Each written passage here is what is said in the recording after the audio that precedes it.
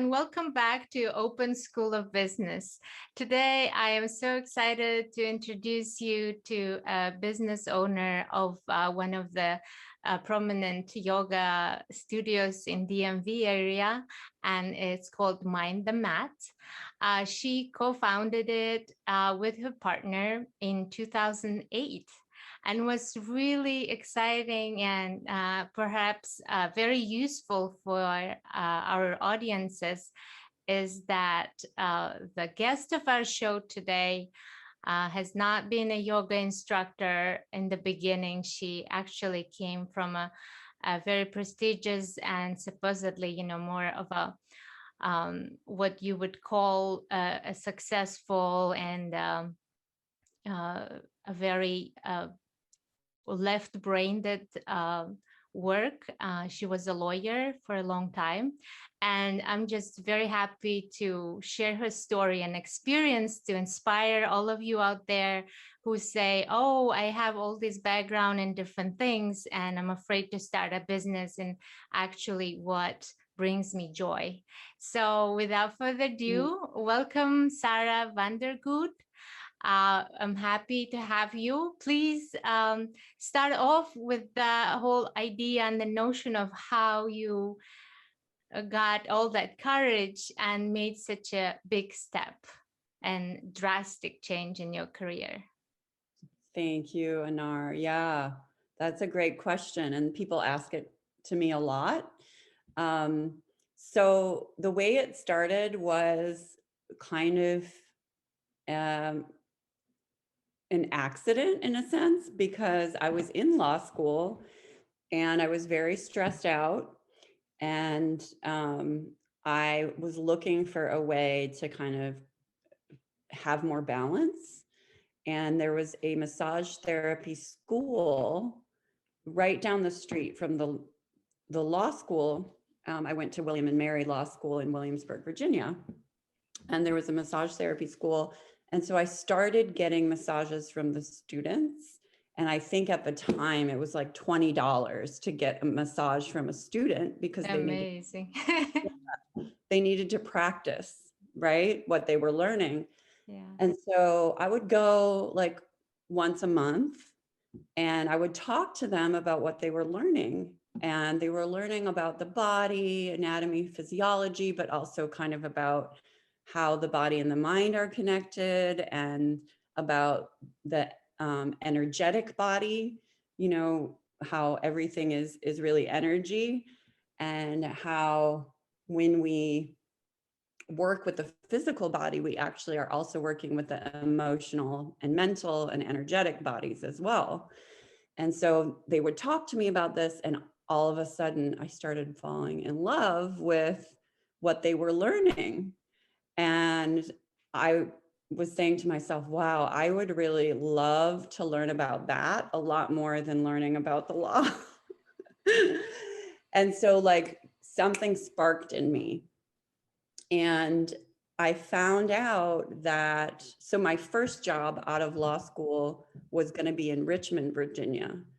And I found out that the massage therapy school had a school in Williamsburg, but also in Richmond. So the day that I graduated from law school, I was studying for the bar. I started taking a few massage therapy classes at the school. And I just did it as a hobby. I really enjoyed it. But then when I moved to Richmond for my first law job, I began taking massage therapy school full time in the evenings and on weekends.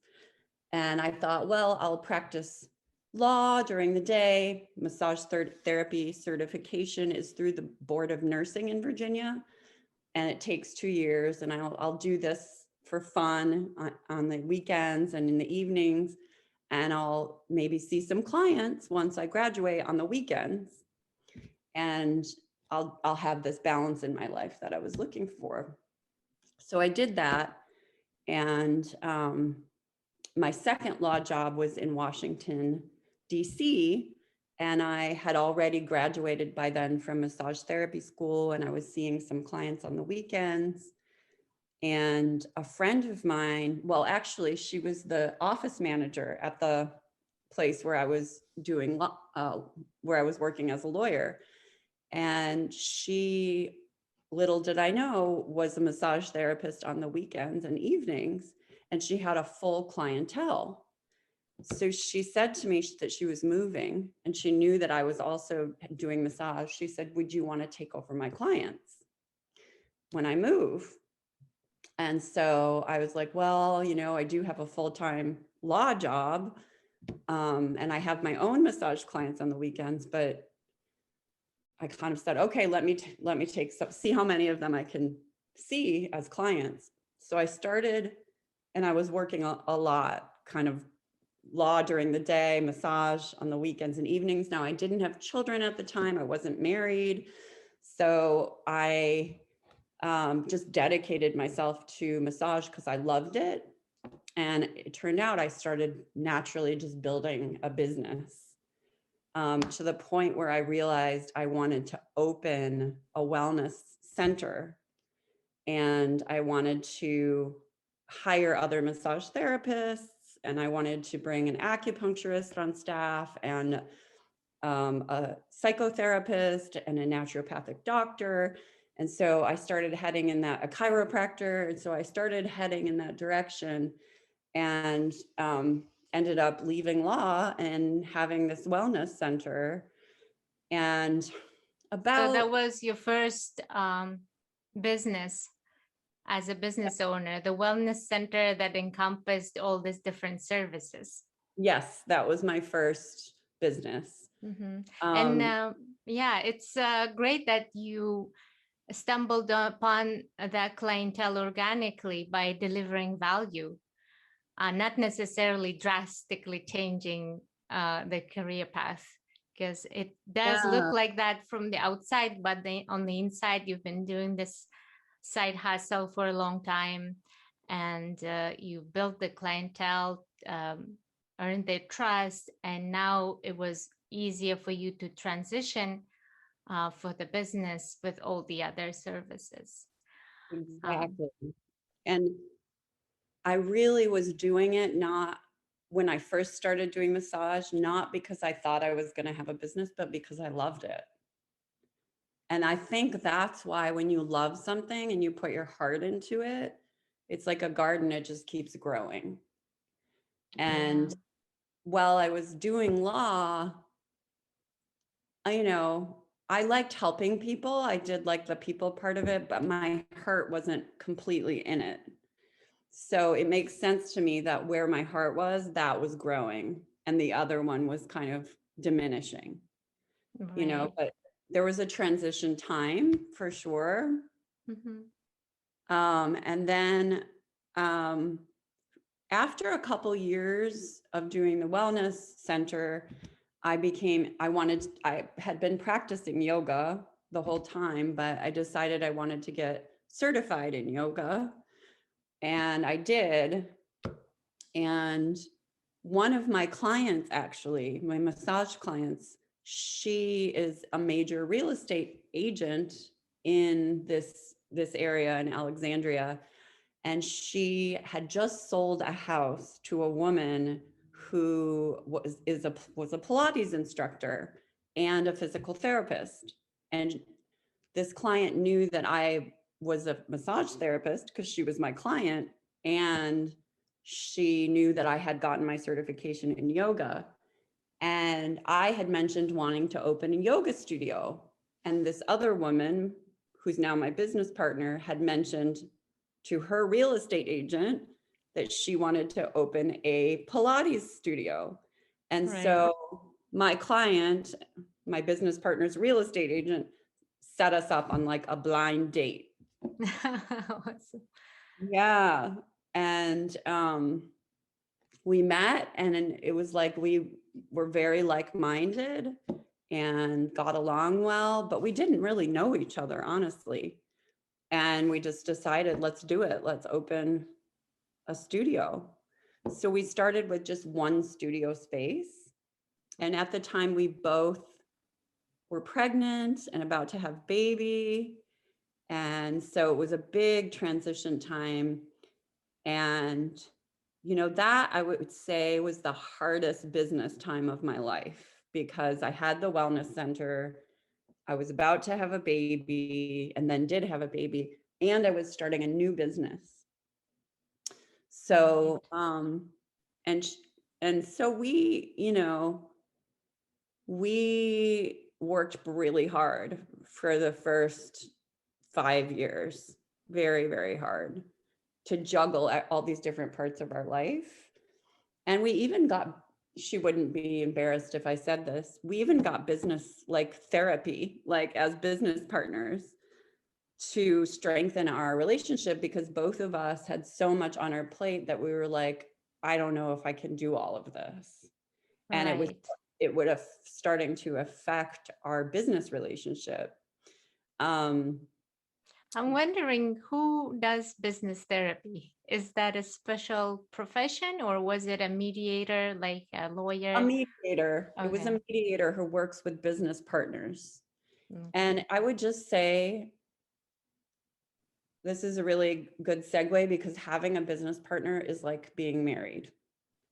Like there's no other person other than maybe your spouse or your child that you spend as much time with and you share as much of your life with. So just like in a marriage, if you need to go to therapy to help your marriage, it's same thing with business. Now, we weren't talking about the same issues that you would in a marriage, but we were Right. talking about like, how can we communicate better as business partners? And so we did that, and it was really helpful. And I would say, like, I don't think it's that you're going to find a business partner and not have any problems, right? It's, Right. can you find a business partner that you can work through problems with and keep growing?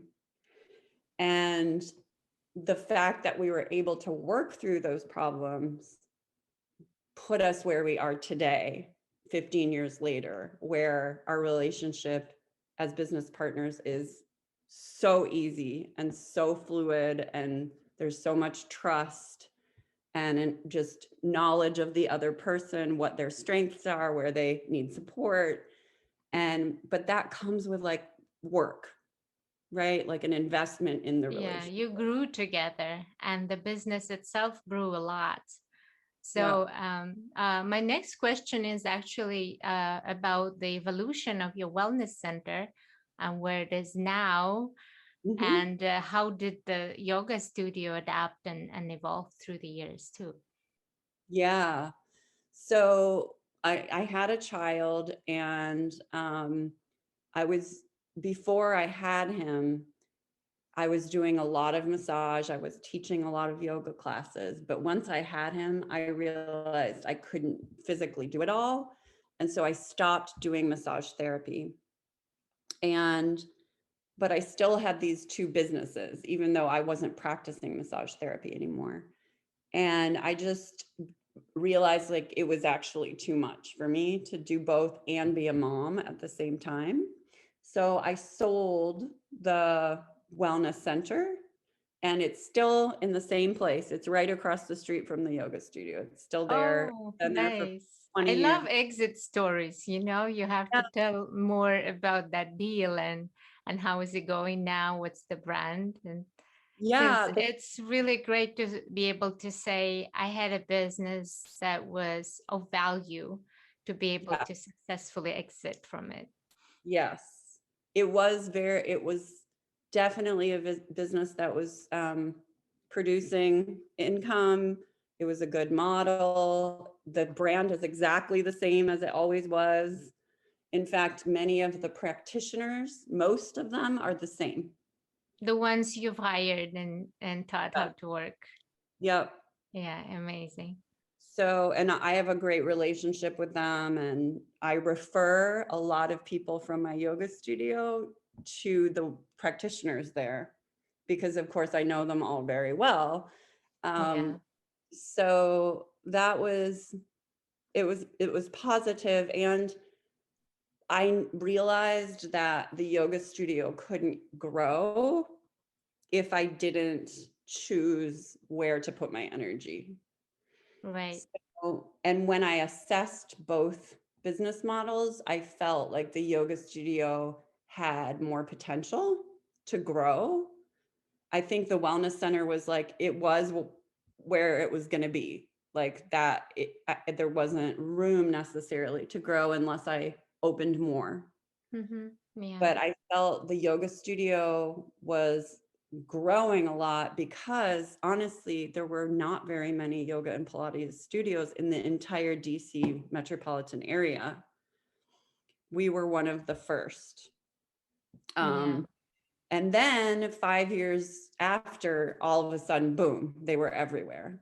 So to give you a sense, like boutique fitness studios didn't really exist. There was no Soul Cycle. There was no Orange Theory. There was Right. Yeah. no Core Power, none of it.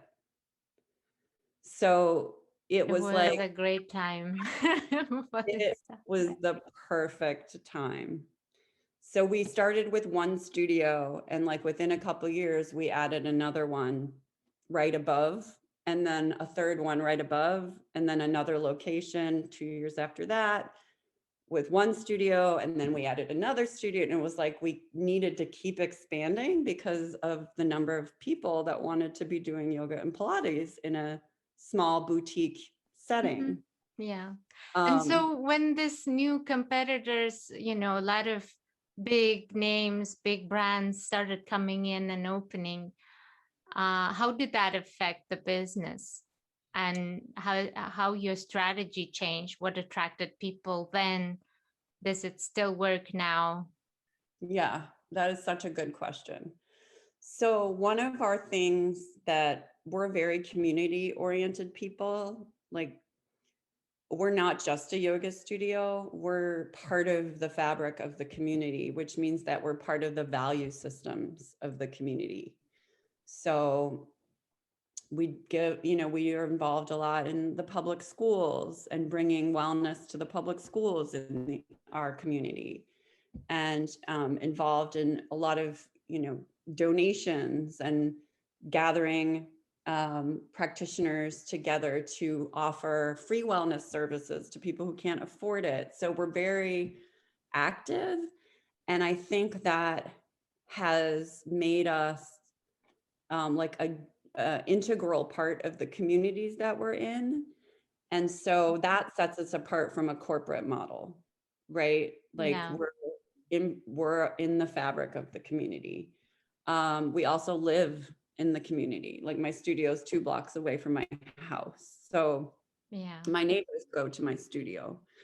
Um, and I really truly believe that's the reason that we survived COVID, and survived all the corporate boutique studios coming in, is Yeah. because of the deep loyalty of our clients. It's not just a yoga studio, it's a community meeting place. It's we share our joys and sorrows together, truly we do. So I think that's one piece. The other is that we are very specialized in what we do. So yes, we give yoga and Pilates classes, but we've always wanted to offer more classes with more of a specialty or an expertise. So for example, we give classes that are specifically for pregnant women. We give classes that are specifically for women recovering from C-sections or diastasis, that are physical therapy oriented classes. So you're doing it in a group setting, but it's physical therapy based, and it's Pilates and it's yoga. And then we also do classes for people who are in wheelchairs, for people who are elderly. We've had people with terminal illnesses.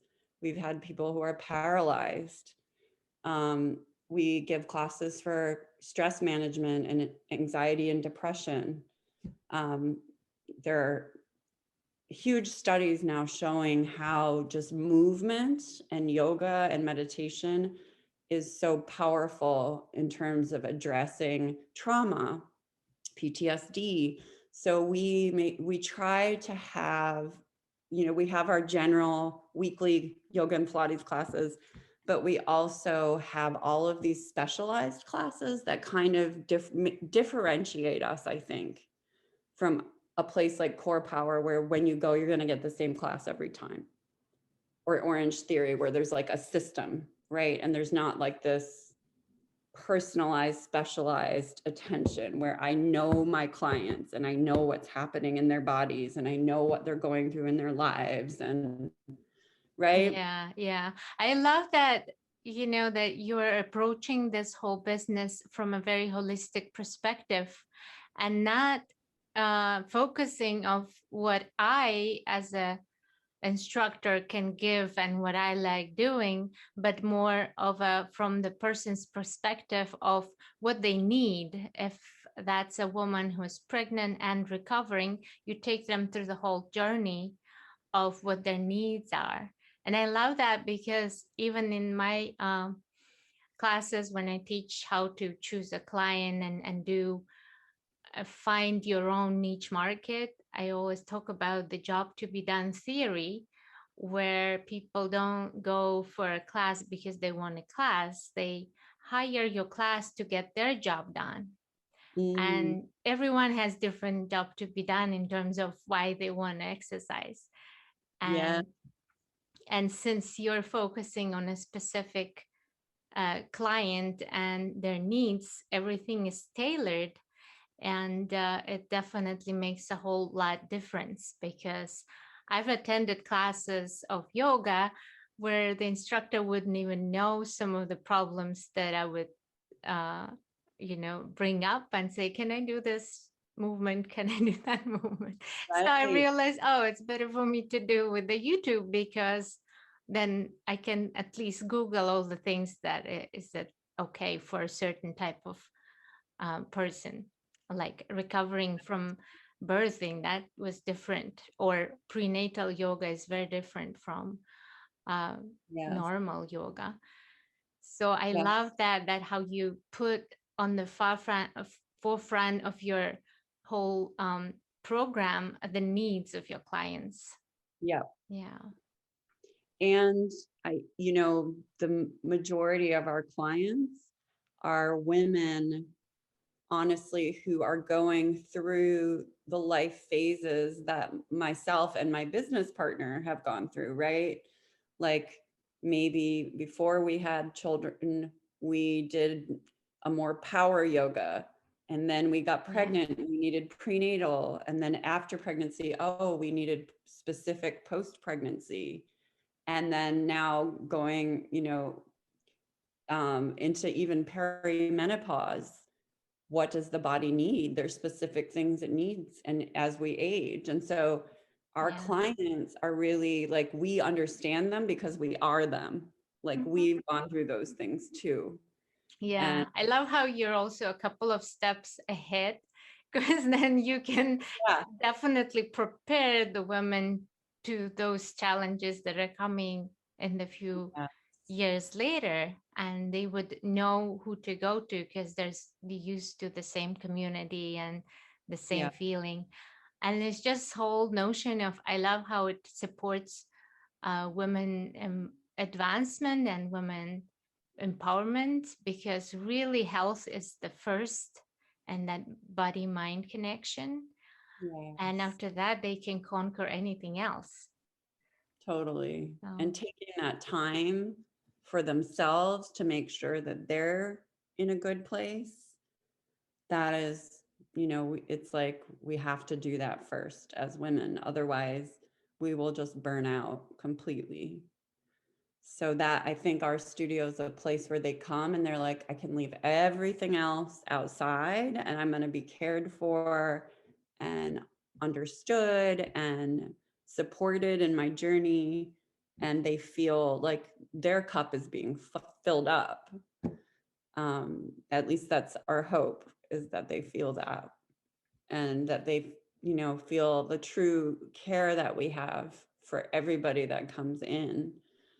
Um, we I feel so blessed that I get to work with such amazing clients. Like, it makes me so happy every day just to be supporting people in their journey. Right. Yeah. Yeah, and sharing. Like, I also learn from them so much. Yeah. And I like how you were telling the story of while you were doing one thing, you allowed yourself to be curious about the second thing and taking classes, taking training, because that Yeah, was your step by step journey and sort of a recipe. yeah, So whoever was, listening, and if you're paying attention, this is what you need to do. Allow yourself your curiosity take you where it takes you and see how well you can get at it, because then that will give you the foundation to be able to make that risk, quit your full-time job and open something, because it's already giving you the income. So, yes. and that's really great. I love, love, love that you said that, because that is the key, is to keep, like, doors will keep opening if you just explore. One of, I'll give you another antidote about that. As I started teaching pregnant women, they started asking me, like, you're my yoga instructor, but, like, can you come and be at my birth and do yoga with me? And I was like, well, Yeah. I'm not a birth doula, but I guess I could, and they're like, I don't care if you're a birth doula. I just want you at my birth. So I started going to births. And then I was like, you know what? I should probably get a doula certification. So then I went and got a doula certification. So I also assist births. So the doors Amazing. just keep opening. Yes. And I'll share that. I think that that's the key, is just doors keep opening. I've been doing a blog with other women business owners in Alexandria. And so I write a lot for it. And um, I had gotten my master's degree in creative writing uh, after Before law your law school? after law After school. law school. Okay. Yes, interestingly, because that's another one of my loves. And now that I'm doing this blog, all that creative writing, is coming through. So that's another door that I keep alive. And now I'm working on actually a memoir that has to do with a lot of things we just talked about. Oh, amazing. I can't wait for that to be published, and we can bring you back to the show to talk about your experience as an I would love author. that. Yeah, Because I think that's just amazing how you nurtured yourself as a garden, and you kept pouring the water and the nourishment and the sunshine. Because a lot of times when people get stuck in one thing or a career path, they feel like they shouldn't be moving elsewhere, and then they get miserable at it. mhm. So giving yourself a chance to explore and do things is the best way, because that will take you somewhere where you really belong. And I love how you're navigating it so um so skillfully, I would say, because there is no drastic like stopping and beginning, more like it's just a kind of a dance. And I really like that, Yeah, because even for myself, I found myself doing things that were not necessarily profitable in the beginning, but they bring me joy. And then I realized, like, how can I connect these things? And I'm like, and things from my personal life sometimes interconnect with the professional life, and then they become more holistic. So I yeah, finally figured out, like, recently there was a leadership coach who was speaking, and he was saying you need to have a vision statement for yourself, like the companies have visions. And I was like, oh yeah, that is truly for me. I think I like the word holistic, and I want to use it both for my life and for my work. So yeah. creating holistic businesses for other people, that's what I want to do. And Love I that. see that you achieve that in your life, and I want you to prosper more, keep exploring, bringing in more collaboration partners, because I see that you got really skilled at that as well. And even in terms of exiting businesses and being able to put a full stop in a way that you still, send clients there, is just such an amazing experience. So I'm sure your memoir will be very valuable for women and other business owners to read. I hope so. I'm sure you know this as well. Once you've been in the world and doing your thing for a while, then a lot of times women who are much younger and trying to find their way will say, hey, can we just have coffee? Or because they'll want to understand. Yeah. And so that I see that as actually part of my job now too, is mentoring. Right.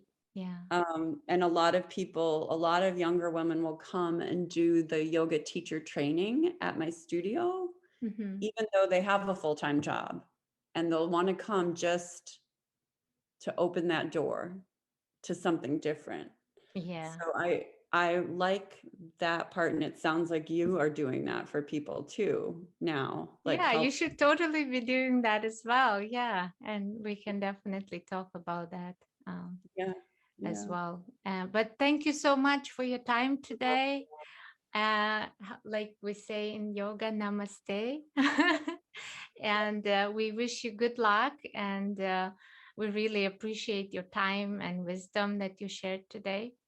Thank you so Thank you so much. much for inviting me and having me here. I really enjoyed it, and I appreciate you.